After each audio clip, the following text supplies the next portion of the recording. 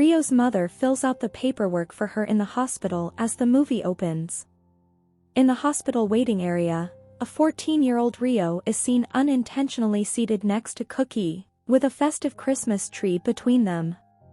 The doctor informs Cookie that he has a brain tumor and encourages him to have surgery as soon as possible, before the tumor becomes unmanageable.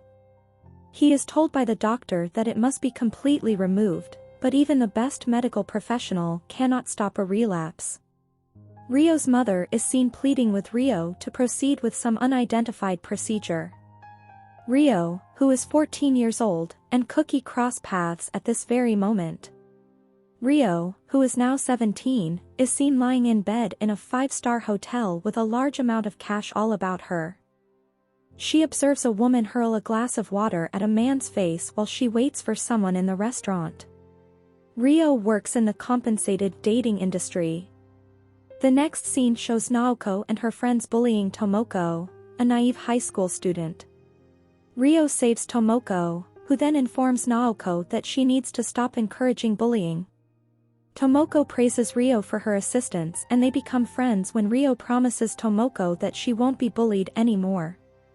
The next scene shows Ryo bringing Tomoko to a club with her friends Maki and Miho.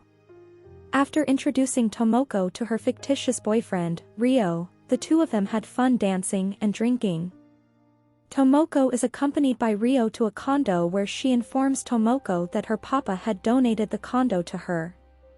Ryo and her friends persuade her that while she can continue to lead a high-maintenance lifestyle, she also needs to participate in the compensated dating industry. Although Tomoko appears dissatisfied with her dating job, Ryo and her pals are able to control her by seducing her and using emotional blackmail on her. Finally, Tomoko agrees to collaborate with them in a paid dating venture. Tomoko is taken to a restaurant by Ryo and her pals, who then explain to her what she needs to do. While the client is taking a shower, Ryo instructs Tomoko to mail the hotel's name and the customer's room number, and warns her not to reveal her contact information under any circumstances. Ryo's coworker makes additional cash by blackmailing clients who discover the girls are still minors. Ryo and her friends extort clients for a sizable sum of money, which they then spend on designer apparel and accessories. Ryo gives Tomoko a pricey pair of earrings, and Tomoko breaks down in tears. Ryo appears to be the extortion group's leader. Ryo expresses gratitude to Naoko and acknowledges her assistance in convincing Tomoko to join her group. After telling Ryo that she would do anything for her, Naoko gives Ryo some money and then the two of them kiss. Ryo spending so much time with Maki, Miho, and Tomoko makes Naoko envious. Ryo, on the other hand, persuades Naoko that she is only her true friend. The next scene shows Cookie making funeral images and even keeping track of the days.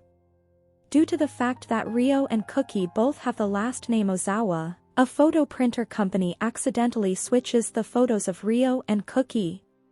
Cookie Ozawa is the name of the man, and Ryo informs her friends that she will meet with him tomorrow to exchange photos. Ryo is seen waiting for Cookie to exchange photos as it is pouring outside. They exchange photos after their initial meeting. Ryo, meantime, begins to feel something for Cookie. Ryo notifies Cookie that she forgot her umbrella and requests permission to travel with him to the station. As they proceed to the station, Ryo inquires about his photographic difficulties. She advises him to lower his chin and slightly overexpose in order to produce a good image. He is quite tall, she adds, and she makes reasonable predictions about his height and blood type. Cookie unexpectedly passes out in the middle of the road as they were still having the talk. When Ryo brings Cookie to the hospital, Ryo remembers being there when she was 14 years old as she waited in the waiting area. The nurse informs Ryo that Cookie will remain in the hospital for the duration of the night and that she is free to return home without worrying. Ryo receives a call in the next scenario while she is with her client and informs him that she needs to go right away due to an emergency. At the regular meeting spot, Ryo's friends were waiting for her, but Ryo walked to the hospital to see Cookie. When Cookie inquires as to her purpose for being here, she responds that she is concerned for him and that she has no idea. Rio responds that he is 6 feet 1 inches tall, has blood type O, is a little antisocial, and has given up hope after Cookie claims that she doesn't even know him and asks why she is here. Cookie corrects her, stating that he is 6 feet tall. Rio makes fun of Cookie for smiling as well and for being able to do so. When Cookie says he isn't good with people, Rio promptly responds that she is a specialist in this profession. Rio infiltrates Cookie's class at a Japanese university when he is instructing the pupils. Cookie was asked to teach Japanese history to Rio. Cookie invites her to visit on Monday and agrees to teach her about Japanese history. When Rio first meets Kaori, she assumes that she is Cookie's girlfriend. Rio exits the room out of jealousy. Rio talks to her 3 friends about how she is feeling. Rio is allegedly in love with the professor, according to the trio. Rio comes to Cookie to learn about Japanese history. Cookie is told by Rio that his lessons are fascinating and simple to understand. Cookie receives an apology from Rio for her rude behavior during the last meeting. Rio is thrilled to discover that Kaori is Cookie's cousin after that. Rio follows Cookie as he makes his way to his house, and they both end up eating in a little eatery. Rio finds out from him that Cookie has neither a girlfriend nor a wife. Rio offers to be his girlfriend and to keep him company. She is informed by Cookie that doing so is improper because she is a juvenile.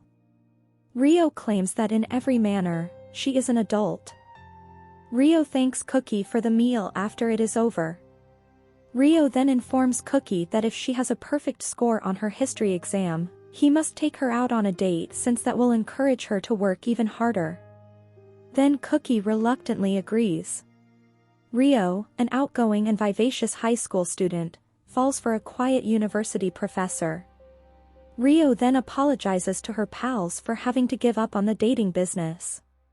Rio also informs Yuji that she is no longer interested in carrying out the task. Naoko is upset to learn that Rio has fallen in love with someone, when Rio explains this to her. Rio is disappointed with her history exam score of 99, which was only 1 mark shy of 100. She acknowledges her friend's ongoing assistance. Rio comes to see Cookie and gives her an extra mark after Cookie corrected her history paper. Now that Cookie has kept his vow, Rio is free to date him. Rio responds that he could take her anywhere when Cookie asks her where she wants to go next. When Cookie takes Rio to a historical location, he appears to be highly interested in learning about the location's past. He takes pictures and provides details about the location's past. Rio is delighted to witness Cookie's enthusiasm. They spend some time in a conventional store after that. Rio brought a traditional clothing from the last location she went with Cookie as a gift for her friends, and Rio also showed them some images. Rio paid a visit to Naoko and brought along her t-shirt as well. Rio is informed by Naoko that she would wear the t-shirt every day.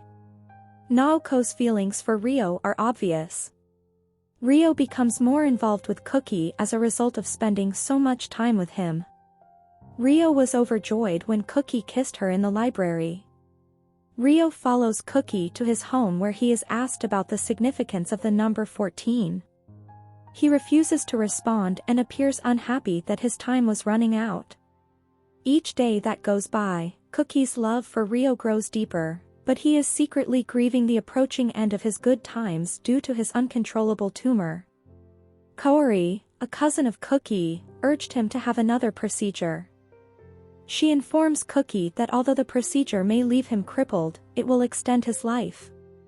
Kaori expresses her concern over losing her only cousin, to which Cookie sarcastically responds that she is tough and capable of surviving without him. Kaori questions him if he informed Rio about his tumor. Rio complains to Cookie that he is not expressing his love to her fully and tells him that even a feeble effort would make her happy. Cookie, who appears unhappy, tells Rio that he needed some space today. Rio is completely devoted to Cookie. Cookie's condition worsens as his anticipated death date draws near. Naoko, meantime, is dissatisfied to see Ryo spending time with Tomoko, Maki, and Miho. Ryo intervened to save his buddies when Naoko tried to harm them. Naoko reveals to Ryo that she killed her mother's boyfriend who was molesting her. Even Naoko's mother holds her responsible for the outcome. Finally, after telling Ryo how much she loves her and showing her the t-shirt she gave her, Naoko jumps to her death. Ryo attends Naoko's funeral together with the trio. Ryo admits to Tomoko that she gave the order for Naoko to harass her. Ryo expresses regret for deceiving Tomoko. Ryo is slapped by Tomoko, and Maki and Miho then admit that they are both equally to blame. Tomoko then sobs her way out of the situation. Ryo acknowledges her error and how cold-hearted and manipulative she was. Tomoko finally extends her forgiveness after she makes an effort to rebuild their friendship.